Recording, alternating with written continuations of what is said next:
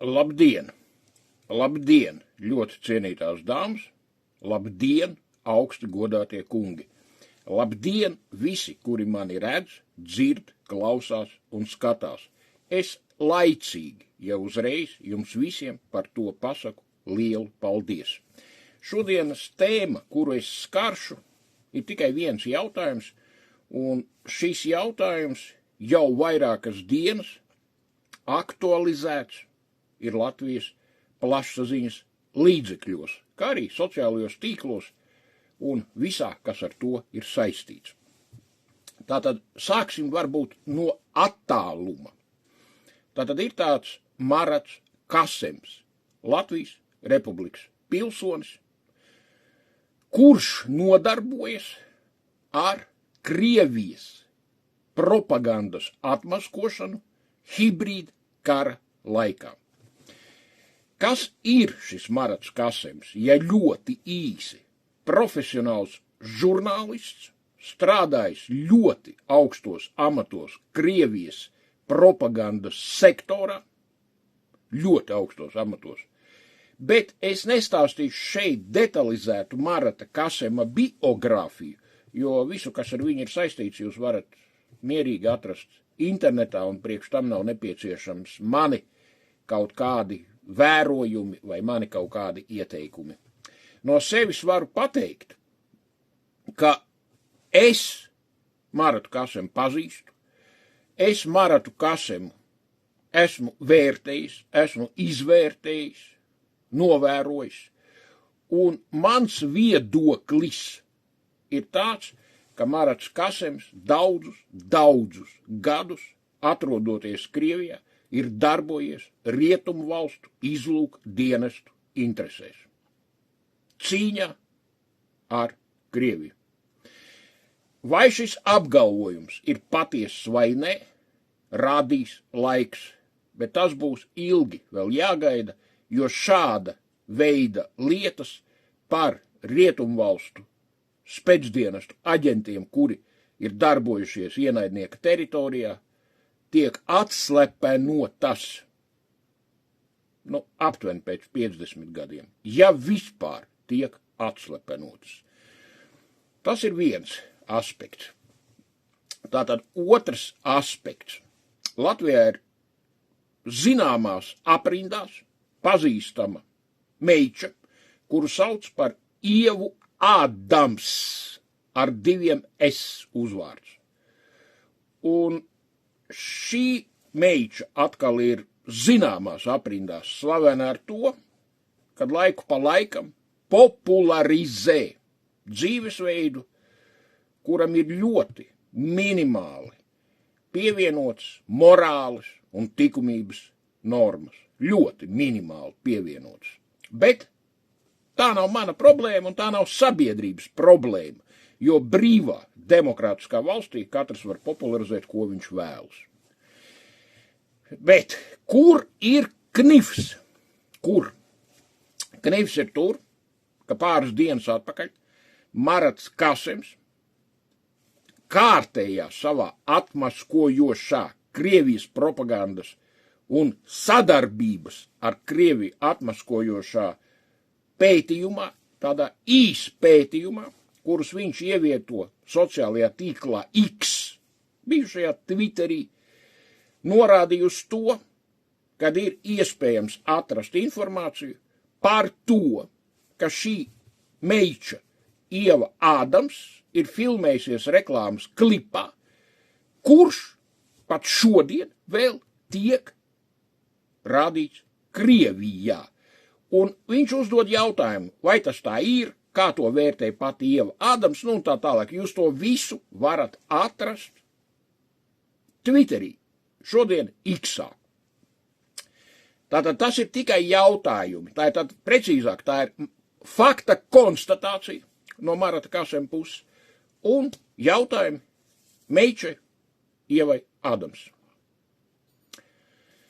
Ja tur apakšā nekā nebūtu, tad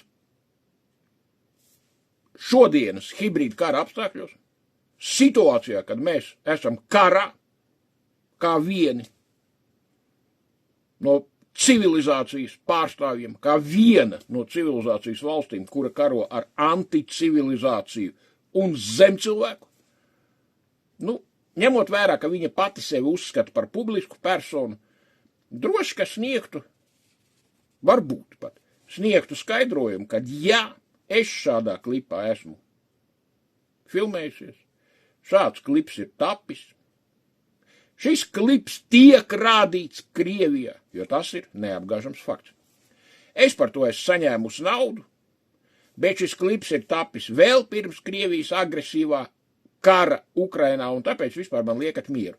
Savukārt, es vēl viņas vietā papildinātu, ka, lai nerastos vispār ne mazākās šaubas par kaut ko, tad es esmu gatava iziet poligrāfa pārbaudi ar hipnozi un pārbaudi ar farmāciju. Tātad tās ir 3 pārbaudes, kuras pielieto dažādās kombinācijās praktiski visu valsts pēcdienesti, lai atrastu ienaidnieku vai iegūtu patiesību. Es uzreiz saku, ka Latvijā šīs metodas netiek pielietotas, bet uz brīvprātības principa to var darīt. Jo jautājums kļūst vienā brīdī ļoti nopietnas. Un tagad mēs pārējam, lai gan, atgriežoties atpakaļ, tā ir remarka. Es Ievas Ādams vietā vispār paklusētu pie fakta, kuru Marats Kasems ir atradis un parādījis Latvijas sabiedrībai. Tas ir tas pats, ko savulaik ieteica mūsu, es uzskatu personīgi izcili dižai prezidentei Vairai Vīķei Freibergai, bet tomēr ieteica Francijas prezidents vienā situācijā, ka es tomēr jūsu vietā paklusētu. Es arī Ādams vietā paklusētu, bet viņa neklusē. Un šeit sākas ļoti nopietnas lietas. Viņa ievieto arī sociālajos tīklos informāciju par to, kas ir atbilde uz politologu un žurnālistu Marata Kasema jautājumu, ar norādni, ka viņa viennozīmīgi šo personu iesūdzēs tiesā par neslavas celšanu, kas uzreiz, es saku, juridiski ir vispār pilnīgi, bez jebkāda pamatojuma, pilnīgi un absolūti. Un viņa gūs daudz naudas. To jūs visu varat atrast. Tas viss dabīgi, kad ir screenshotēts jau šodien. Tas viss jau ir ielikts dosjē, jo ir atklāta lieta. Dosjē par Ievu Ādams. Un kur šeit ir jau ļoti, tas, ko es teicu, nopietna lieta. Vēl kopš PSRS, Čekas, VDK visos nosaukumos laikiem ļoti izplatīts, es uzsveru vārdu ļoti izplatīts, instruments vai mehānisms bija, ka kaut kādā 10. līmeņa vietējā avīzē, kaut kur Austrālijā, kaut kur Kanādā, tiek nopublicēts kaut kas, uz ko var atsaukties. Tātad tiek izveidots informācijas avots, mākslīgi tiek izvietots. Un kas notiek? Kaut kāda maza avīzīte, piemēram, pat neitrāli kaut kur, kaut kādā Dienvidu Amerikā, kaut kādā, piemēram, nosacīta valstī Paragvajā kaut ko nopublicē. To jau pārpublicē lielāka avīze kaut kur Austrālijā, un to Austrālijas publikāciju pasniedz Eiropas avīze, kura jau ir kāda 3. līmeņa avīze, un kurā strādā Maskavas spēcdienestu aģenti. Un tad PSRS informatīvie instrumenti sāk strādāt ar šo 3. līmeņa avīzi, ar tajā pasniegto informāciju. Un padomju cilvēkam Valsts drošības komiteja rāda, ka mēs jau neko, mēs te vispār esam, kā saka, pilnīgi garām, ja? Bet, takš tur viņi paši redzat, ko raksta. Tieši šeit ir šāda pati situācija, jo es neticu, ka Ieva Ādams, kura it kā pat ir kaut kāds mācības spēks, cik es saprotu vienā no Latvijas augstskolām, cik es to saprotu, lai gan man šķiet ļoti dīvaini, bet, labi, Dievs ar visu, ja? Kad nesaprot, kas ir Marats Kasems un ko viņš dara šodien kara apstākļos un kāpēc viņš to dara. Un šeit sākas ļoti, ļoti nepatīkams etaps jau, var teikt, visā, vai posms, visā šajā Ievas Ādams lietā. Jo, ņemot vērā, ka Marats Kasems ir Krievijas režīma nāvīgs ienaidnieks, ka Marats Kasems pēc neoficiālas informācijas ir iekļauts Krievijas Federālā drošības dienesta likvidācijas sarakstos. Uz šo viņas, Ievas Ādams, publikāciju par to, ka viņa sūdzēs tiesā Maratu Kasemu un no viņa piedzīs ļoti, ļoti daudz naudas, ko es vēl vienreiz atkārtoju, kas pats par sevi no juridiskā viedokļa ir vienkārši absurds, bet papīrs pacieš visu, vai sociālie tīkli pacieš visu. Un nekavējoties pēc šāda Ievas Ādams ieraksta vai publikācijas, Krievijas spēcdienestu kontrolēti Telegram kanāli, absolūti precīzi varu nosaukt, piemēram, Ķeņi pri Baltiki, Pie Baltijas ēnas vai Latvīskaja kočka. Un ne tikai šie, bet jau atkal savukārt balstoties uz šo kanālu publikācijām pietiekoši liels apjoms Krievijas kara propagandistu ar lielāko prieku, kā saka, pasniedz šo Ievas Ādams publikāciju un no sevis jau komentē, ka beidzot nodevējs Marats Kasems būs iesēdināts, no viņam tiks atņemts viss īpašums un to visu saņems Ieva Ādams un tā tālāk. Tas it kā viss ir bērnišķīgi, it kā tas viss ir smieklīgi, bet šeit vairs smieklīgi nekā nav, jo, ņemot vērā manu personīgo pieredzi un zināšanas par Krieviju, par Krievijas propagandu, par Krievijas spēcdienestiem, Krievijas politisko uzbūvi un visu to, kā darbojas šīs fašistiskās valsts administratīvais resurss un kā darbojas Krievijas spēcdienesti, es varu faktiski viennozīmīgi apgalvot, ka šī kopumā ir saskaņota savstarpēji akcija starp Ievu Ādams un Krievijas spēcdienestu kontrolētiem informācijas avotiem. Tā tas, diemžēl, ir. Un tāpēc tagad šeit, savukārt šajā kontekstā, ja tas tā ir, tas pagaidām nav juridiski pierādīts tiesiskā ceļā. Bet, ņemot vērā to, ka zināms Krievijas aģentu skaits jau ir atstājis Latvijas teritoriju, precīzāk vienkārši aizbeidzis no atbildības un atrodas jau Krievijā, šajā, teiksim, kontekstā es uzskatu, ka būtu nepieciešams neatliekamības kārtībā veikt procesuālas darbības, kratīšanu Ievas Ādams faktiskajā dzīvesvietā, darba vietā, automašīnās un tā tālāk, kā tam ir jānotiek. Kā arī es uzskatu, ka šai kundzei būtu jābūt aizturētai, lai sniegtu detalizētus skaidrojumus par savām iepriekšējām un esošajām dzīves gaitām.